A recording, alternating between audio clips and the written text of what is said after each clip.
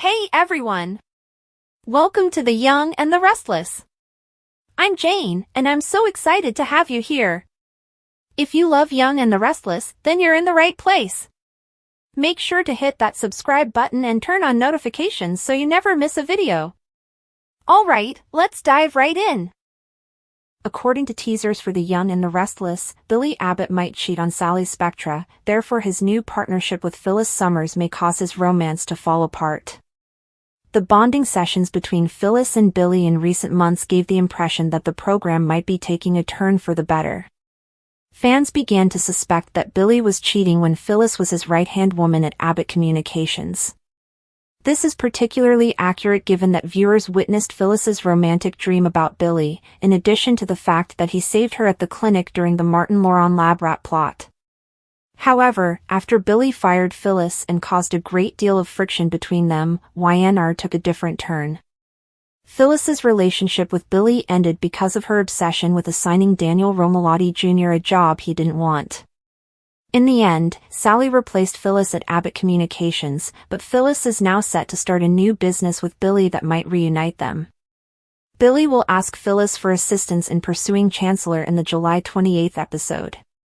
Billy might believe that Phyllis is the ideal person to have on his side because she has already been promising to stay faithful to Kane Ashby and making some progress with him. Billy is determined to use Kane to achieve his goals despite the murderous turmoil. Billy and Phyllis are similar in that they are both obsessed with business objectives that they plan to achieve no matter what. YNR spoilers suggested that Phyllis would succeed both personally and professionally before this nice plotline began. There were hints that Phyllis might eventually experience a romantic victory in addition to her professional success. Could they be partnered up again now that the show is focusing on this Billy and Phyllis angle? When Billy and Phyllis rush to Kane's defense during the week of July 28th to August 1st, they will undoubtedly demonstrate some teamwork. Their relationship will become stronger as a result, but Sally won't like Billy clinging to Phyllis again. Without a doubt, Sally will see this relationship as a recipe for disaster, and she might be correct if Billy betrays her. Is this the start of the end for Billy and Sally's relationship? Will Billy and Phyllis eventually combine work and play? According to previews for The Young and the Restless, Phyllis and Billy will undoubtedly cause havoc, so keep checking back for any new information on any impending bad news. Billy and Phyllis had always shared a connection that seemed to transcend the usual boundaries of friendship, a bond that others often noticed but neither of them openly acknowledged. Their interactions were filled with lingering glances, inside jokes, and an unspoken understanding that made their dynamic both intriguing and dangerous. For years, Billy had been in a committed relationship with Sally, a woman who loved him deeply but often found herself questioning the nature of his closeness with Phyllis. Sally had tried to ignore the nagging doubts, convincing herself that she was overreacting, that Billy's loyalty to her was unwavering. Yet, as time passed, the lines between friendship and something more began to blur, and what started as innocent camaraderie slowly evolved into an emotional affair that threatened to unravel everything. Billy told himself that his feelings for Phyllis were purely platonic, that their late-night conversations and secretive meetups were harmless, but deep down, he knew the truth: he was teetering on the edge of betrayal. Phyllis, on the other hand, had always been more self-aware, recognizing the attraction between them but choosing to play with fire anyway. She enjoyed the thrill of their clandestine moments, the way Billy's eyes lingered just a second too long, the way his voice softened when he spoke to her. She knew Sally suspected something, and that only added to the excitement. The tension between Billy and Phyllis reached a breaking point one evening when they found themselves alone at a dimly lit bar, the kind of place where secrets felt safe and inhibitions faded with each sip of whiskey. The conversation flowed effortlessly, as it always did, but tonight there was a different energy, a charged silence that begged to be broken. Billy had been complaining about another argument with Sally, one that had left him feeling unappreciated and misunderstood, and Phyllis listened with a sympathetic ear, her fingers brushing against his as she handed him another drink. "You deserve someone who really sees you," she murmured, her voice barely above a whisper, and in that moment, something inside Billy snapped. The alcohol, the frustration, the years of suppressed desire, it all collided, and before he could stop himself, he leaned in and kissed her.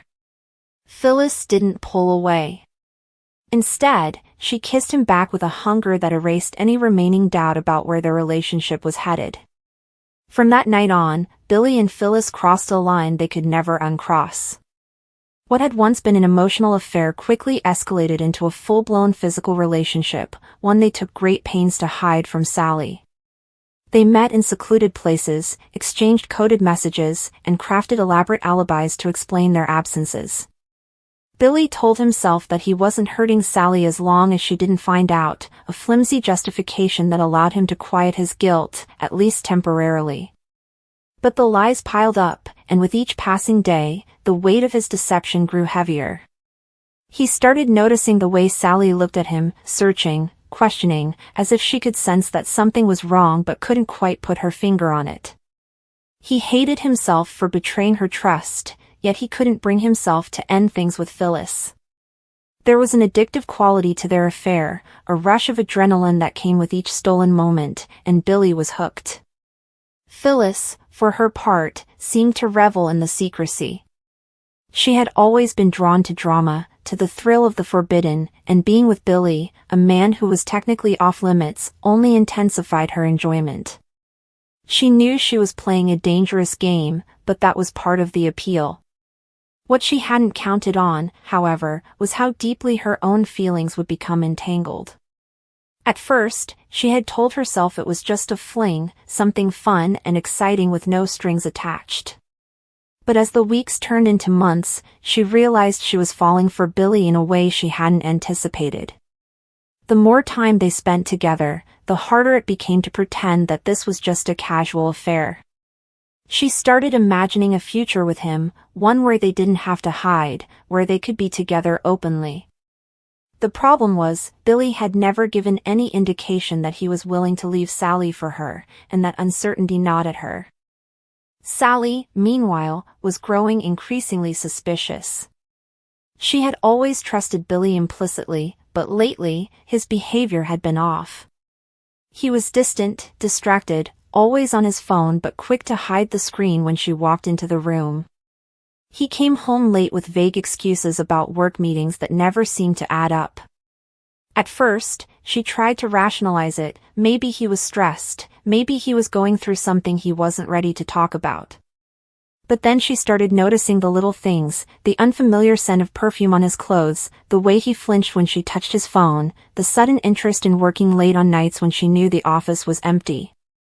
Her heart ached with the possibility that the man she loved was lying to her, but she couldn't bring herself to confront him without proof. Instead, she began quietly investigating, checking his emails when he wasn't looking, scrolling through his call logs when he left his phone unattended. It wasn't something she was proud of, but she needed to know the truth. The truth, when it finally came, was worse than she had imagined. One evening, while Billy was in the shower, his phone buzzed with a notification. Sally hesitated for only a second before picking it up. The message was from Phyllis, and the preview alone was enough to make her stomach drop. "I miss you already. Can't wait until tomorrow night." Her hands shook as she unlocked his phone. He had carelessly left his passcode written on a sticky note in his wallet months ago, something she had memorized just in case, and scrolled through their conversation. What she found was a trail of incriminating texts, photos, and plans for rendezvous that left no room for doubt. Billy was cheating on her, and not with some random woman, with Phyllis, someone she had considered a friend. The betrayal cut deeper than anything she had ever experienced. She felt numb, as if her body had shut down to protect her from the pain, but beneath the numbness was a fury so intense it scared her. When Billy stepped out of the shower, towel around his waist, he knew immediately that something was wrong. Sally was sitting on the edge of the bed, his phone clutched in her hand, her face pale but eerily calm. "We need to talk," she said, her voice steady in a way that terrified him. He didn't need to ask what this was about, the look in her eyes told him everything. For a moment, he considered lying, trying to explain away the messages, but the weight of his guilt was too heavy. He sank onto the bed beside her, his head in his hands, and whispered the only words that felt true, "I'm so sorry." That was all it took for Sally's composure to shatter. The tears came then, hot and furious, and with them, the screaming, the accusations, the gut-wrenching sobs that left them both exhausted. Billy tried to reach for her, to apologize again, but she recoiled as if his touch burned her. "Get out," she choked out, her voice raw with pain. "Just get out." Billy left that night, unsure of where to go but knowing he couldn't stay. He ended up at Phyllis's door, his face streaked with tears, his entire world crumbling around him. Phyllis took one look at him and understood what had happened. For the first time since their affair began, she felt a pang of genuine guilt. She had wanted Billy, yes, but she hadn't wanted to destroy Sally in the process. Now, as Billy stood in her doorway, broken and lost, she realized the gravity of what they had done. She let him in, poured him a drink, and listened as he poured out his regret, his self-loathing, his fear of losing everything. Part of her wanted to comfort him, to tell him that they could be happy together now that the truth was out. But another part, a part she didn't like to acknowledge, wondered if their relationship had ever been built on anything real, or if it had just been the thrill of the forbidden all along. In the days that followed, Sally moved swiftly.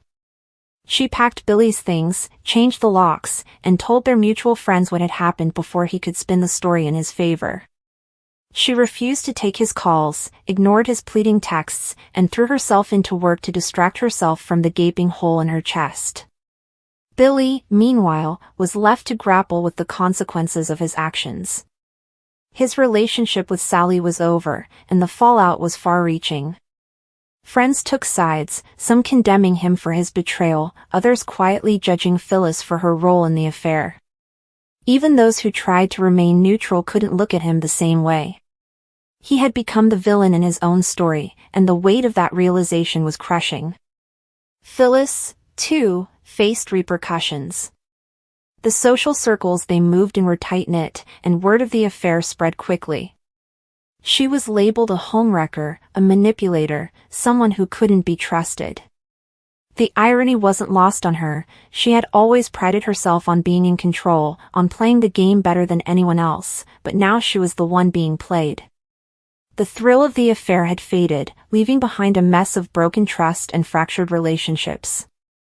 She and Billy tried to make things work between them, but without the secrecy, without the adrenaline of sneaking around, their connection felt hollow. The argument started, the blame was cast, and before long, they both realized that what they had wasn't love, it was obsession, desperation, a toxic dance that had burned too bright and too fast. In the end, Billy was left alone, haunted by the choices he had made and the life he had thrown away. Sally, after months of healing, began to rebuild herself, stronger and wiser but undeniably scarred. Phyllis moved on, as she always did, but the whispers followed her, a reminder of the chaos she had caused. The affair had seemed exciting in the moment, a passionate escape from the mundane, but the aftermath was a stark lesson in the cost of betrayal. Love, trust, and loyalty were fragile things. Once broken, they could never truly be repaired. And for Billy, Phyllis, and Sally, the scars of their tangled web would linger long after the dust had settled. Billy Abbott had always been a man of impulse, a risk-taker in business, love, and life. He was the charming rebel of Genoa City, always towing the line between redemption and disaster. Lately, he'd been doing well, or at least it seemed that way. His relationship with Sally Spectra had been stable, even nurturing. For the first time in years, he'd found a woman who didn't demand he be anything other than himself, flaws and all. Sally, despite her baggage, gave him a kind of raw honesty he'd never found with Victoria or even Chelsea. But everything began to shift the moment Phyllis Summers walked back into his orbit, not as a flame from the past, but as a business ally, an unexpected confidant in his high-stakes maneuvering at Chancellor Winters and within the broader media world of Omegasphere. Their partnership started innocently enough. Phyllis was pitching a new PR venture, one she insisted could challenge Newman Media's influence and offer a digital safe haven for unfiltered journalism. Billy had listened, intrigued. He respected Phyllis's intelligence, even admired her audacity, and that old spark, the fire that once made them explosive lovers, started flickering again. It wasn't about sex at first. It was about shared energy. Both were adrenaline junkies in their own way, addicted to upheaval and always ready to burn down the house just to see who'd come running out. As the meetings stretched longer and their late-night strategy sessions turned more frequent, the boundaries blurred. Phyllis, recently burned by her dealings with Tucker and struggling to reconnect with her children, leaned into Billy's company like a lifeline. And Billy, well, he didn't exactly pull away. He'd say he was just helping an old friend regain her footing, but even he couldn't deny the rush he felt when she looked at him with those knowing eyes, as if they shared a secret the rest of the world couldn't understand. Sally began to notice the change almost immediately. Billy, once so present and emotionally available, had become distracted, checking his phone during dinners, ducking out to take calls, staying late at the office with vague excuses about strategy sessions and logistics. She wasn't insecure by nature, but she was intuitive. Her gut told her something was off. Still, she wanted to trust him. She'd fought too hard to get to this point in her life, to be taken seriously, to build a future not rooted in her past mistakes. She gave Billy space, hoping it would pass. It didn't. Meanwhile, Phyllis seemed to thrive in the gray area. She never crossed any overt lines at first. There were no stolen kisses or bedroom trysts, just laughter, long gazes, subtle touches on the arm, shared glances across crowded rooms. It was emotional cheating, and both knew it. But neither dared to define it that way. Not yet. Billy started confiding in Phyllis more than he did Sally, talking about his fears, his frustrations with his sister Lily, and even his secret doubts about the future with Sally. Phyllis listened. She always had a way of making people feel like the center of the universe, even when she was plotting 10 steps ahead. In return, she opened up about her loneliness, her regret over sabotaging so many relationships, and the hollow echo she felt now that Summer barely spoke to her. Their vulnerabilities intertwined like roots beneath the surface. Still, Billy told himself he was just helping her. He loved Sally, or at least that's what he kept repeating like a mantra in the mirror each morning. But love, real love, demands consistency. And he wasn't giving that anymore. Then came the weekend retreat in Chicago. It was meant to be a strategic planning summit for Omega Sphere, a chance to finalize investor interest and finalize beta launch materials. Sally had been invited but had to bow out due to a photo shoot for Spectra Style. Billy didn't fight to keep her on the schedule. He told her it was fine, they'd catch up when he returned. Phyllis went in her place. And that was the moment the dam began to crack. One night after a long strategy session and a few too many drinks, they found themselves alone in the hotel bar. The air between them was thick with unspoken tension. Phyllis laughed at one of Billy's jokes, touched his hand without thinking, and suddenly the line they'd been dancing around for weeks disappeared entirely. He kissed her. She kissed him back. It was brief, but it was undeniable. They broke apart with guilty stares, each mumbling something about being tired and blaming the alcohol. But the damage was done. That kiss became a wedge Billy couldn't pry out of his conscience. He didn't tell Sally, not at first. Instead, he threw himself into being the perfect boyfriend, bringing her coffee in bed, planning surprise dates, trying to erase his guilt through overcompensation. Sally, for her part, appreciated the effort but still felt the emotional distance. She asked him more than once if something had happened in Chicago. He denied it, too smoothly. Back in Genoa City, rumors started swirling. Summer caught wind of Phyllis's late-night meetings with Billy and made a passive-aggressive comment at society that found its way back to Sally. That was the moment her doubt crystallized into fear. She confronted Billy directly, demanding to know if something had happened. He paused just a second too long. That hesitation told her everything. It was just a kiss, he said finally, shame coloring his voice. I was drunk. It meant nothing. Sally's face went cold. If it meant nothing, why did you lie? He had no answer. She didn't scream or throw anything. Instead, she just nodded, thanked him for finally telling the truth, and walked out. That was what hurt the most. Not the betrayal, but the quiet way she gave up.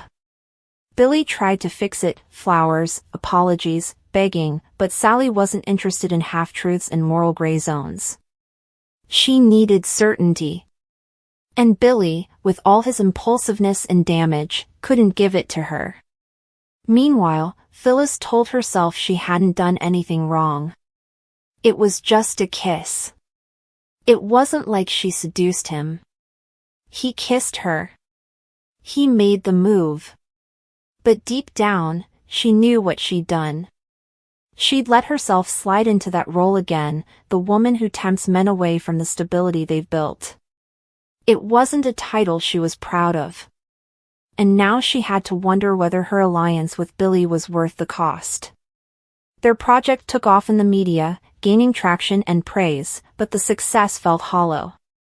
The chemistry that once made their brainstorming electric now felt burdened by guilt and unspoken tension. Billy suggested taking a break from the project. Phyllis agreed, though she didn't say why. They both needed space, to think, to reckon, to stop pretending they weren't breaking things apart just by being near each other. Sally, for her part, threw herself into work. Spectre Styles saw a record quarter, and she was even courted by a New York firm looking to expand into the Midwest. She considered leaving Genoa City altogether. But she couldn't quite walk away. Something about Billy still haunted her. Maybe it was the hope that the man she fell in love with still existed under the guilt and confusion. Billy sat alone most nights now, haunted by what-ifs. What if he hadn't kissed Phyllis? What if he'd just been honest the moment it happened? What if Sally had come to Chicago? But regrets don't change outcomes. They just replay the same pain in slow motion.